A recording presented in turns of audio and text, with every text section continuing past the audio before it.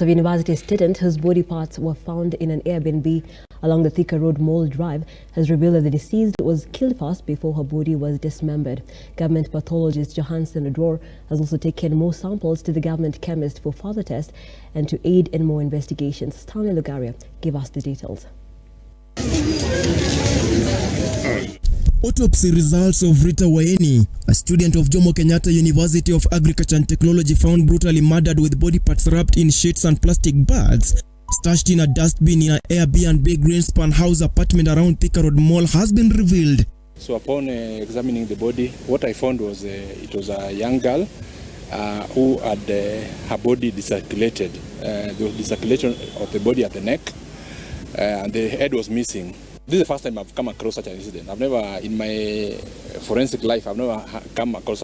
Government pathologist Johansen Odwor and a team lead of detectives from Kasarani Police Station led by Jimmy Kimaru, among other officers, after conducting the autopsy have revealed that the young woman might have first been killed before her body was dissected into pieces by the perpetrators of the heinous act, who allegedly has or have knowledge of the same to the deceased. Evidence so that now we are unable to get his DNA from this victim. So when you look at the skin looked like it was cut with a sharp object, but when you look at the bone, it was sawed off with what looked like a hacksaw. So this is a person who knew what he was doing here. Johansen Odwor revealed the body of Waeni had alcohol smell, which opens the room for chances of being dragged through high ethanol inducement before she was killed, stating that further tests had been forwarded to government chemists for detailed analysis.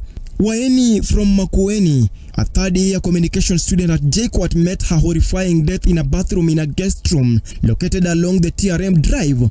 Waeni traveled from her aunt's place in Syokimau, Machakos County, when an unsuspecting man who mainly contacted her using her Instagram handle committed the act. Other than that, she looked like she's someone who had lost some significant amount of blood. We've taken samples for analysis. One thing also we saw is that this person who did all this also tried to clip up the fingernails for reasons which I might not be able to know. And to us as scientists, when you see fingernails clipped away, we think probably it's a person who tried to hide evidence so that now we are unable to get his DNA from this victim.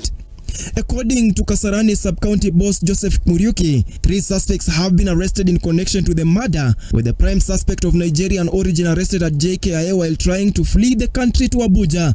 There also discirculation of the body at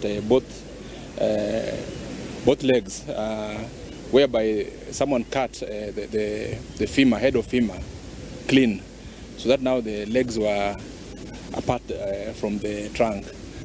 Additionally, one of the 3 other suspects is alleged to have blood stains on and beneath his nails. 4 other suspects, including the owner of the house, Priscilla Maina, are in police custody to help the sloth with the investigations. The detectives are investigating to establish how and why the room owner attended to a client without taking their details. Report by government pathologist Johansen Odwor reveals that the deceased Rita Waeni died a brutal murder. But even as this continues, the family has taken it or undertaken the process and now has transported the body in readiness for the burial. But even as this continues, detectives are still hunting for the head of Rita Waeni. Stanley Lugaria, Look Up TV.